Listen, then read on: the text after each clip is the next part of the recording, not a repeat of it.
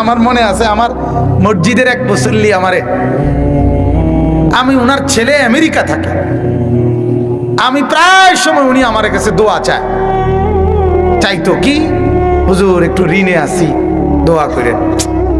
অনেক দিন দোয়া করছি আমি, বলছি আচ্ছা আল্লাহ ভরসা, আল্লাহ রহমত করুক।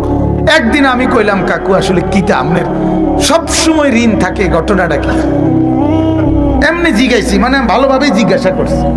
এবারে আমারে কয় হুজুর কিতা করুম, তারা টেয়া ফাড়ায় 10 লাখ 12 লাখ কইরা, কিন্তু আমি জমি বায়না কইরা লাই 28 লাখ 24 লাখ। ওমা ডাকাইতে কিতা রে কয়, বুঝছেন আপনি হিসাবটা? সব সময় এবারে 12-14 লাখ টাকা ঋণে থাকে, কারণ ওই যে এবারে তো শুধু জমি কিনে। তা আমি কইলাম কাকু এই আজকে শেষ, আপনার এই রঙের ঋণ ইতানের লাগে আমি দোয়া বেকুব ঠাউরাইছেন আমার। হ্যাঁ, আমি বাইসলে আর আপনার লাগে দোয়া করতাম না। আপনার এটা তো রং তামসার দোয়া না, ঠিক নি কথাটা? আপনারে বুঝি কইছে আপনি কেবল ফুতে টিয়া ফাটাইব যত, তাতে 12 লাখ বাড়াইয়া জমি কিনলে আপনি তো হারা জীবনে কি দেখবেন, ঋণই দেখবেন। তো এগুলো তামসা না আপনার? এই কিছুদিন আগে এক লোক ঢাকার বড় শিল্পপতি দোয়া চাইছে আপনার আমার কাছে, দোয়া আমি একটু ঋণে আছে। প্রথম যেমনি কইছে যে একটু ঋণে আছি হুজুর দোয়া করেন। আমা আমি মনে করছি, বললাম যে কত ঋণ? হুজুর 900 কোটি টাকা ঋণ। বুঝছেন না আপনারা? 900 কোটি টাকার ঋণই হেতে। চিন্তা করছে কি পরিমাণ লোন নিছে সে।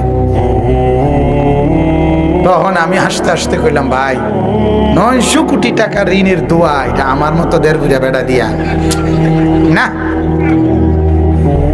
এটা হইতো না, এটা হুজুরও লাগবে এই জাতের, ঠিক না কথাটা? আরো একবারে মোড়া তাজা বড় সড়ো হুজুর লাগবে, এটা আমার মতো এরকম এত চিকন হুজুর দিয়া 900 কোটি টাকার দোয়া মিলান যেত না। তাইলে কে বোঝা গেল? বলার উদ্দেশ্য হলো বাজান, মূল উদ্দেশ্য হলো হুজরাত বলতে গেলাম আল্লাহর নবী সাল্লাল্লাহু আলাইহি ওয়াসাল্লামের এক আদনা উম্মত, সেও যেন বলতে না পারে অভাবের কারণে, হায় নবী অভাবের কারণে পারলাম না আল্লাহকে ডাকতে, এ কথা বলার সুযোগ নাই। আল্লাহর নবী বলবে আমার উম্মত কি পরিমাণ অভাবে ছিল আমাকে বলো, আর আমার অভাব আমার থেকে শোনো। হাসরের ময়দানে বলবে না নবী কি অভাবের কারণে, কি অভাবের কারণে নামাজ পড়তে পারলা না, কি সমস্যার কারণে, কি ব্যস্ততার কারণে। আপনারা ব্যস্ত, আপনাদের বিবি একজন, নবীর বিবি ছিল একসাথে 9 জন, তাহলে আপনাদের চাইতে তিনি ব্যস্ত বেশি না? আপনাদের অনুসারী ঘরে 5-7 জন, আর আল্লাহর নবী সাল্লাল্লাহু আলাইহি সাল্লাম 1.5 লক্ষের মতো সাহাবী নবীজির জামানায়, আর কাউরে কিছু জিজ্ঞাসা করতো না। যার যেটা দরকার লাগতো, যত প্রশ্ন, যত মাসআলা, যত সমস্যা, যত পরামর্শ, যত বুদ্ধি, সব তো নবীকে জিজ্ঞাসা করতো। তিনি কি পরিমাণ ব্যস্ত ছিলেন, কথা কন না কেন? সাহাবায়ে কেরাম, হাদিসে আছে খেজুর গাছের মধ্যে, একটা খেজুর গাছের থেকে, খেজুর গাছের মধ্যে নর মাদি মানে পুরুষ জাতের এবং মহিলা জাতের আছে, এটা যারা কাজ করে এটা বুঝে। মানে খেজুর গাছের শ্বাস, খেজুর গাছের এটার থেকে কাইটা ওটার মধ্যে মিলাইতে হয়, মিলাইলে উৎকৃষ্ট খেজুর হয়। কথা বুঝছেন? এটা একটা স্বাভাবিক বিষয়। সাহাবায়ে কেরাম ওইটা পর্যন্ত আল্লাহর নবীর পরামর্শে করতেন। প্রথম ফল হয়েছে বাগানে, আল্লাহর নবীর কাছে আনতেন দোয়ার জন্য, নবী দোয়াটা করে দেন আপনি। তাইলে ছোট্ট থেকে ছোট্ট দুনিয়াবি বিষয় পর্যন্ত নবীজির কাছেই তারা জিজ্ঞাসা করতেন। তাইলে কি পরিমাণ ঝামেলা প্রতিদিন পোহাইতে হইতো, কত জনের কত হাজার প্রশ্ন উনি সহ্য করতে হইতো না? তার কারণে ওনার নামাজ ছুটছে কয় বেলা, আল্লাহর জিকির ছুটছে কয় বেলা? আপনি আমি পান খাইতে খাইতে সময় নাই, বন খাইতে খাইতে সময় নাই, বিড়ি খাইতে খাইতে আমাদের সময় নাই। আফসোস। এজন্য বাজান আমরা অনুরোধ করছি, আবারও বলছি, আবারও বলছি, এই সূরা হুজরাত বলে বললাম, দুনিয়ার বিলাসিতা কমান, আখিরাত বাড়ান, আখিরাত বাড়ান। আল্লাহর নবী সাল্লাল্লাহু আলাইহি সাল্লাম বলেন, আল্লাহুম্মা লা আইশা ইল্লা আইশাল আখিরা। ও আল্লাহ, আমি দুনিয়ার সুখ চাই না, আমি আখিরাতের সুখ চাই। কোথাকার সুখ চাই বলেন?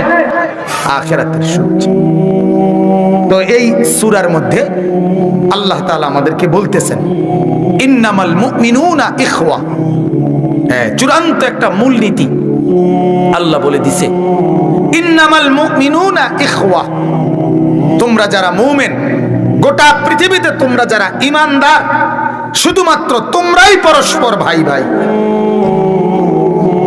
ঈমানদার তুমি মনে রাখো, তুমি কেবল ভাই, তুমি তোমার ভাই, এটা আরেক ঈমানদার কি মনে করবা? ঈমানবিহীন অন্য কেউ তোমার ভাই, অন্য কেউ তোমার বন্ধু হইতে পারে না, অন্য কেউ ফ্রেন্ড হইতে পারে না, বন্ধু হইতে পারে না, ভাই হইতে পারে না। পরিচিত হইতে পারে, সামাজিকতা চলতে পারে, কোনো সমস্যা নাই, ব্যবসা চলবে, বেচা কিনা চলবে, লেনদেন চলবে, একসাথে অটো সিএনজি আসা যাওয়া চলবে, হাসিও দেবে, কিন্তু ভাই আমার, বন্ধু আমার, সে শুধুই কেবল ঈমানদার।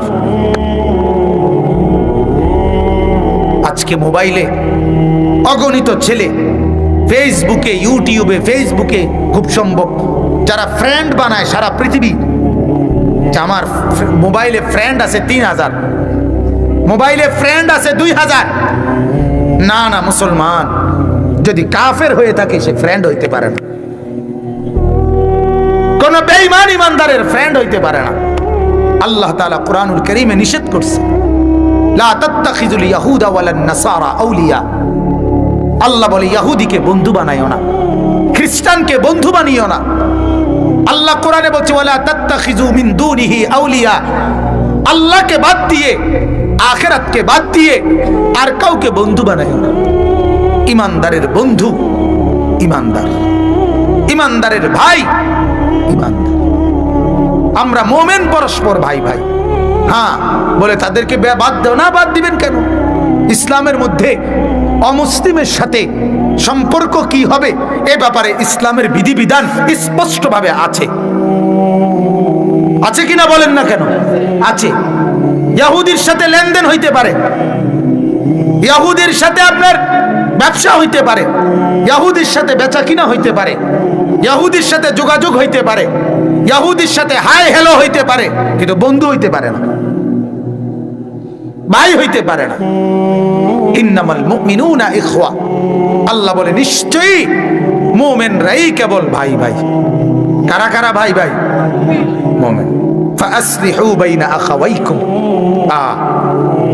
এরপরে আল্লাহ বলে, অতএব তোমরা ঈমানদার একজন আরেকজন যেহেতু ভাই, তাইলে তোমাদের নিজেদের মধ্যে সম্পর্ক হবে এই যে তোমরা একে অপরের মধ্যে শুধুই কেবল সংশোধন করবা, মিলাইয়া দিবা যতটা সম্ভব।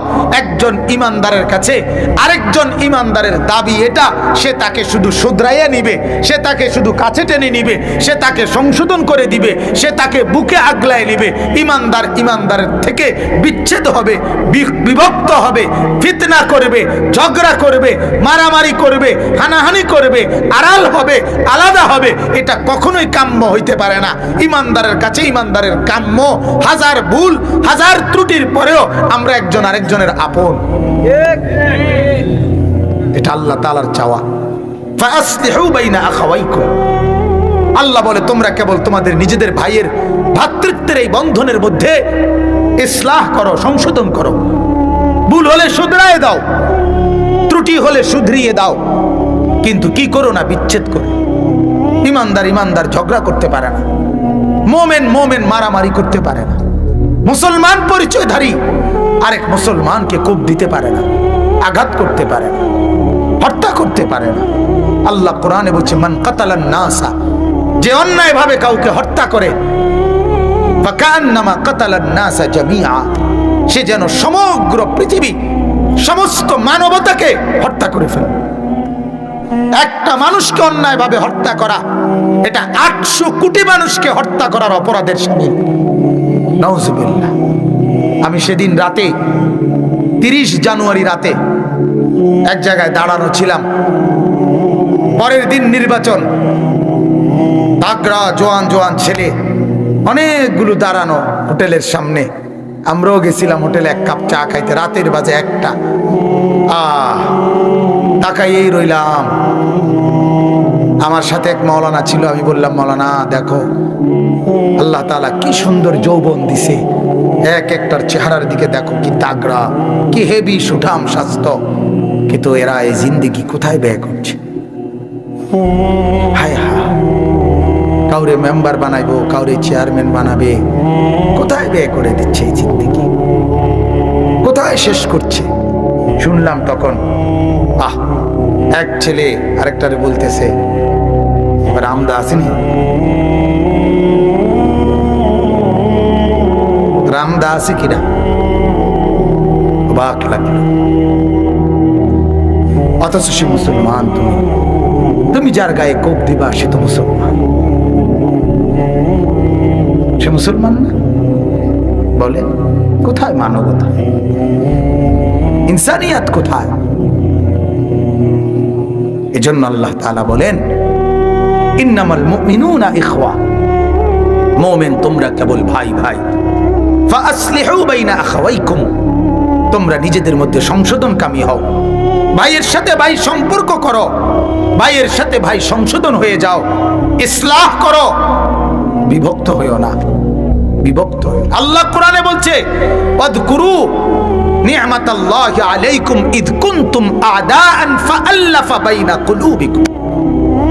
আল্লাহ বলে, ও মানুষ, আমার নবী আগমনের আগে এই মক্কা মদিনার এই আরবের মানুষগুলো ছিল একজন আরেকজনের জানের শত্রু। ইসলামের বরকতে, কোরআনের বরকতে, নবীর বরকতে আমি আল্লাহ তাআলা তাদের দিলগুলো পর্যন্ত একেবারে এক বানায় দিলাম, মিশাইয়া দিলাম। সুবহানাল্লাহ। হাদিসের বহু জায়গা আছে। আবু বকর সিদ্দিক বলার পরে ওমর বলছে, আল্লাহর কসম এটা আমারও মনে আইছিল। ওসমান বলছে, আল্লাহর কসম এই কথাটা আমার মনেও এটা আইছিল। এমন ভাবনা, অর্থাৎ দিল পর্যন্ত কি হয়ে গেছে, এক হয়ে গেছে।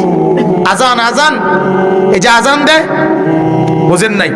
এই আজান যেদিন প্রথম যেই সাহাবী আব্দুল্লাহ ইবনে যায়েদ ইবনে আব্দে রব্বিহি, এক সাহাবী ফজরের নামাজের পরপরই আল্লাহর সকালবেলা আল্লাহর নবীর কাছে আইসা বলছে, ইয়া রাসূলুল্লাহ, আমি স্বপ্নে এই বাক্যগুলো দেখছি, আমার একজন ফেরেশতা শিখাই দিছে আজান দেওয়ার জন্য, ডাকার জন্য মানুষকে নামাজে। আল্লাহর নবী বললেন বেলালকে, বেলাল তুমি দাঁড়াও, আর সে যেগুলো বলে এগুলো তুমি জোর আওয়াজে বলো দেখি। জোর আওয়াজে যখন আজান দেওয়া শুরু করছে বেলাল, 14 জন সাহাবী, হাদিসের মধ্যে আছে 14 জন, ওনারা সব দৌড়াইয়া, এমনকি সেখানে ওমরও ছিলেন, ওমর রাদিয়াল্লাহু তাআলা একজন, 14 জন সাহাবী দৌড়ে দৌড়ে আইসা বলতেছে, ইয়া রাসূলুল্লাহ, আল্লাহর কসম হুবহু এই স্বপ্ন গত রাত্রে আমরাও দেখছি। কি ভাই, দিল বরাবর হয়ে গেছে। ইমানদার একজন আরেকজনকে গুনাহ থেকে উদ্ধার করবে, ইমানদার একজন আরেকজনকে জান্নাতের রাস্তা দেখাবে, একজন আরেকজনকে আখিরাত আর পরকালের কথা বলবে, একজন আরেকজনের ঘরের হেফাজত করবে। এটাই তো ছিল দাবি, এটাই তো দাবি। আল্লাহর নবী সাল্লাল্লাহু আলাইহি সাল্লাম বিদায় হজ্জের মাঠে নবীজি প্রথম কি বলছিল খুতবা দিতে গিয়ে? আরাফাতের ময়দানে জিন্দেগীর সর্বশেষ দীর্ঘ খুতবা নবী দিছিল আরাফাতের ময়দানে জাবালে রহমতের দাঁড়িয়ে। আল্লাহর নবী বলছিল, সাহাবীরা বলো তো আজকের মাস কোন মাস? সাহাবীরা বলছে জিলহজ। নবীজি বলছে আজকের দিন কোন দিন? বলছে আরাফার দিন। আল্লাহর নবী সাল্লাল্লাহু আলাইহি ওয়াসাল্লাম বললেন, আজ জিলহজ মাস, আজ আরাফার দিন, আজ জুম্মার দিন। এরকম অনেকগুলো বলে নবী বললেন, আরাফার দিন যেমন দামি, জুমার দিন যেমন দামি, জিলহজ মাস যেমন দামি, এই আমি নবী তোমাদেরকে বলে দিলাম, আজকের থেকে শোনায় দিলাম, এক মুসলমানের নিকট আরেক মুসলমানের জান, মাল, ইজ্জত এই তিনটা তেমন দামি। মুসলমান মুসলমানের জান নষ্ট করবে না, মুসলমান মুসলমানের মাল নষ্ট করবে না, মুসলমান মুসলমানের ইজ্জত নষ্ট করবে না। হাদিসের মধ্যে আছে, আল্লাহর নবীকে একদিন জিজ্ঞেস করছে, ও আল্লাহর নবী, সবচেয়ে বড় কবিরা গুনাহ কি, নিকৃষ্ট গুনাহ কি? আল্লাহর নবী বলছে, তুমি তোমার প্রতিবেশীর বিবির সাথে জিনা করা, অপকর্ম করা। তোমার প্রতিবেশী, তোমার পার্শ্ববর্তী বোন, তোমার পার্শ্ববর্তী স্ত্রী, তোমার পার্শ্ববর্তী আরেকজন ইমানদারের কন্যা, তার দিকে লোভের দৃষ্টিতে তাকানো, জিনার ব্যভিচারের কল্পনা করা, অবৈধ কাজ করা। আল্লাহর নবী বলেন এটা নিকৃষ্ট গুনাহ। কারণ তুমি ইমানদারের কাছে চাওয়া ছিল এটা, তোমার দ্বারা তোমার পার্শ্ববর্তী ইমানদারের বোন নিরাপদ থাকবে, মেয়ে নিরাপদ থাকবে, স্ত্রী নিরাপদ থাকবে। এ ছিল ইমানদারের কাছে দাবি।